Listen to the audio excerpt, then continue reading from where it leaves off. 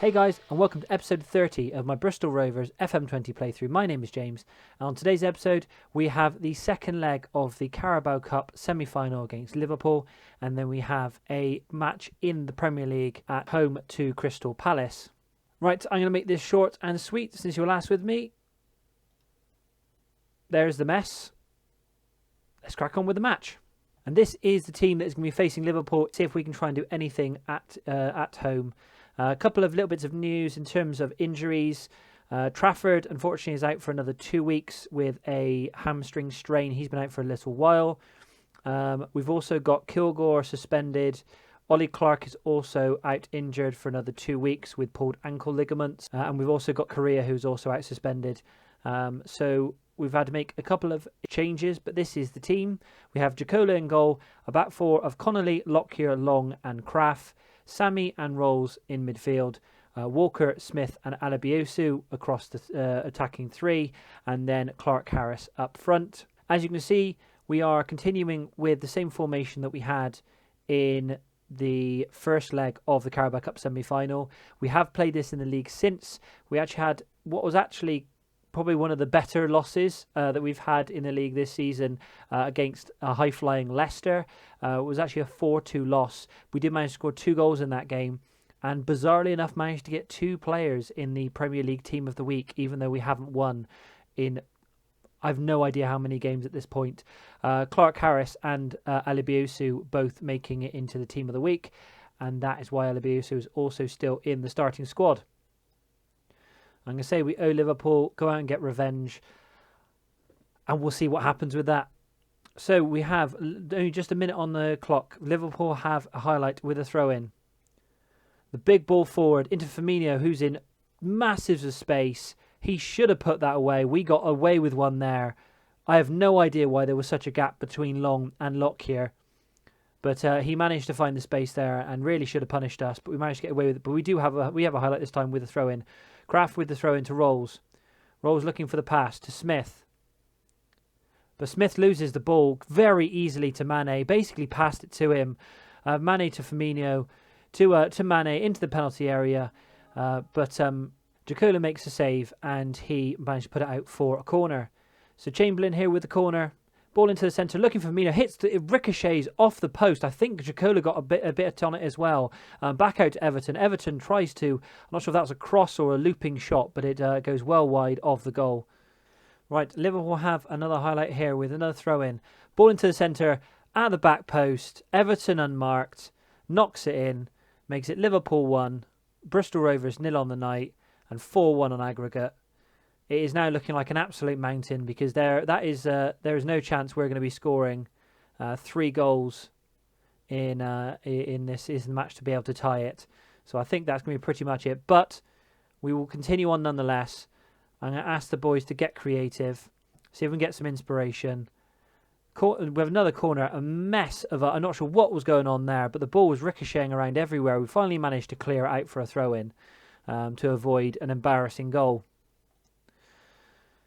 Right, we're only 1 goal down, but obviously 3 goals down on aggregate. I mean, I'll say it was terrible. It's really poor. It seems to fall on deaf ears at this point, but I'll try it anyway. It probably, as I said before, it probably is the fact that we just haven't got the capabilities or the quality to be able to compete against teams like this. But Liverpool have the ball. Chamberlain puts it out wide for Everton, who's the scorer of the goal today. Chamberlain gets the ball again.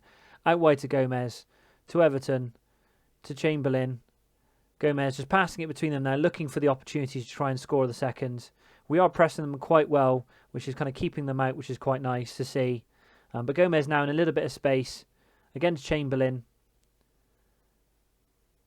And he's managed to find a bit of space here but to be able to hopefully put the cross in, but he can't. So Chamberlain's again. Everton is all by himself. But I think was he offside there? He was offside. But I presume that was Connolly there that was not... if we pause it there. So we've got Connolly there. Sammy, I don't know what Sammy's doing behind Connolly. But Connolly was pushing forward, not following the run there. Everton luckily was offside and the goal was disallowed. We have a highlight this time, but we are too far forward, so we were bound to lose it. Mane with the ball, Clark Harris with the wayward pass. Mane bringing it forward again to Everton, but Everton doesn't seem to have any options, but he's managing to bring it forward still. Pass it back to Chamberlain. To Wijnaldum, to Chamberlain. Moving it backwards and moving backwards to go forward. And Everton again in space. Connolly again.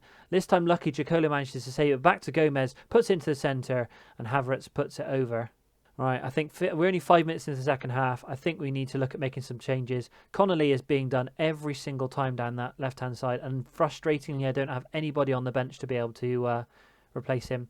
I'm going to take off Alabiosu. I'm going to bring on Arzani. He's not fully fit. He's only just come back from injury. But if we've got any chance of scoring, it's with him on the field. I'm also going to bring on Odin Bailey. Bring him on and push him up to being a shadow striker just behind Clark Harris. And leave it as those two for the time being. Right, Liverpool have a throw in here. Ball comes to Mane, but we managed to win it though. Clark Harris managed to collect the ball to Arzani. Arzani's first touch on the ball looks to bring it forward, but there's nobody in the penalty area at the moment. But he does bring it to Mane. Puts it across to the back wall post to Walker. Walker puts it in. Is actually an own goal from Gomez. Gomez must have slid in on Walker there. Either that ricocheted off him, but it went in. Doesn't matter how it happens. We have pulled it level. Even if we can get a result in this second leg, even if we don't end up actually going through, I will take a positive result. It was Gomez slid in on Walker there. Walker didn't even get a chance. Puts it into his own net and makes it Liverpool 1 at Bristol Rovers 1. All right, Clark Harris had a terrible game. I'm going to take him off. Bring on Nketiah.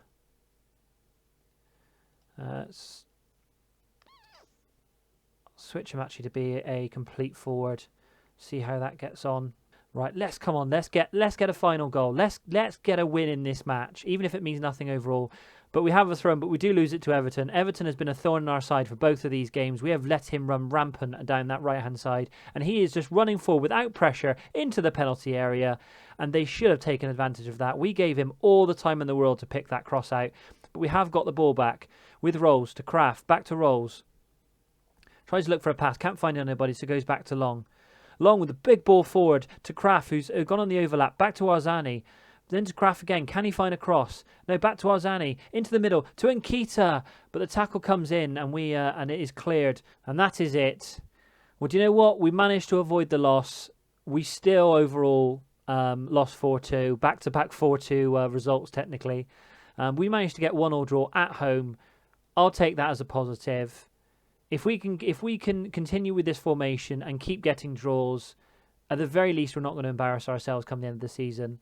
So I'm going to say, despite the result, there were some positives out there, and we'll leave it at that. We'll give them a morale boost, take that as a positive, and move that on to the next match, which is going to be against Crystal Palace. It's the 31st of January, and this is the second match of today's episode. We are at home to Crystal Palace. Hopefully we can take the whatever maybe little bit of momentum we got out of the previous match into this one. We're keeping a very similar formation, but we have changed a couple of players coming back from injury.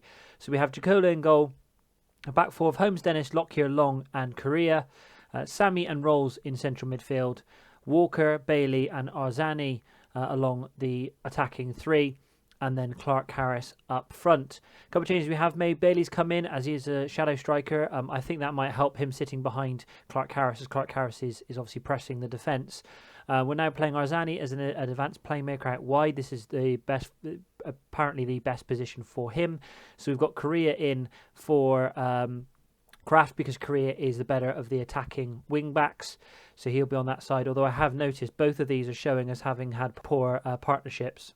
Actually, based on that, I might swap Walker out for Barrett. Barrett's not 100% because I believe he played a recent reserve game. I think he's going to be the better option out of the two, and actually that does fix the relationship issue on that side. Cool, let's get into the match.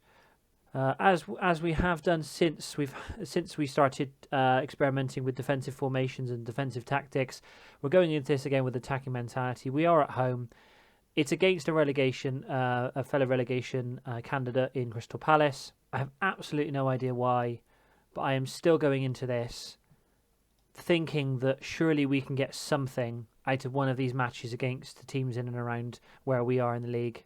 And we have the Crystal Palace have a highlight. Free kick on the outside of the penalty area, but Jacola comfortably collects it, clutches it out of thin air. And will we look to try and bring the ball forward? Passes the ball to Long. Back to Jacola, to Rolls. Big ball forward looking for Clark Harris, but the Crystal Palace player managed to get there first. They're now going to look to bring it forward, although they do pass it all the way back to their goalkeeper, who passes it out wide to Arnholt, to Zaha. Who was that there? Should have put in a tackle there, but Zaha's coming forward, takes a shot. I mean, as much as he should have been closed down, how do you defend a shot like that out of nothing? Who was that there? That was Rolls that should have been putting in the tackle there. Let him go. Long was obviously trying to mark his man, but I mean, you can't stop that, can you? Really? But we've conceded so many of those this season. You'd think that teams who are going to be better than us wouldn't need to resort to long range shots like that, but we seem to concede quite a few. I mean, we've conceded loads of goals anyway, but we do have a highlight though. Korea with the ball out wide with a throw in, 1-2 with Bailey, and then to Sammy, to Barrett. But Barrett loses the ball. Can we not keep making errors and handing them the opportunities to score? Townsend takes a shot. Luckily, Jacola saves it, and it goes out wide for a corner. It is a difficult enough challenge as it is facing these teams without our players making very basic mistakes. Just keeping the ball. And the corner came in. Luckily, we managed to clear it. Right, it is half-time, and it is Crystal Palace 1, Bristol Rovers 0. I mean, it's the same old story, isn't it? Let's go aggressive. Show me something else.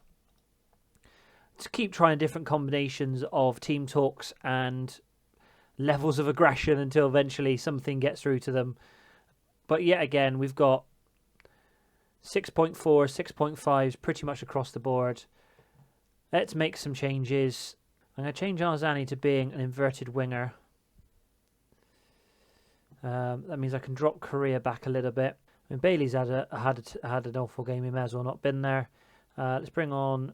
do I bring on Smith or on John Joe? Let's bring on Smith for Bailey. And we'll switch Smith to being the advanced playmaker. And ironically enough, after all I said about swapping them out before the match, I'm going to swap in Walker for Barrett. He's obviously not for the game. His head's not in it. And we've already seen him make 1 or 2 mistakes in this game so far. Right, only got about 5 minutes left on the clock. We've not had a single highlight. So let's take Harris off. Let's bring on Nkita. Let's push him forward. Let's actually push Korea back to being forward again. Let's push everyone forward. Let's bring Sammy up a little bit as well. Push Rolls into being an attacking Mazzala. Smith forward. Let's just push forward and try and get this goal. Let's even go to very, very attacking.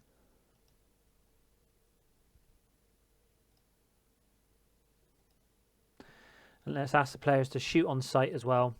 Let's try and get a goal. Let's try and get a draw at least one of these matches. Let's ask them to get creative as well. Let's get some inspiration. I think that's it though. Not a single more highlight. Those matches are even more frustrating than the matches where we get absolutely hammered because there's only one goal in it. Now, whether Crystal Palace sat back and didn't do anything in that second half, maybe that's why they stopped us. But you kind of think all we're looking for is one goal. We managed to score 2 goals against Liverpool over the 2 legs. Surely you could get 1 against Crystal Palace, but obviously not. I mean, the assistant manager says their efforts were excellent. Far from pleased. I will not be pleased until we get at least a point in one of these matches. But as you can see there, we are now 17 points from safety now. That's pretty much us relegated. The only thing that we want to try and work for now is be over 10, so we're not the record lowest points total in the Premier League.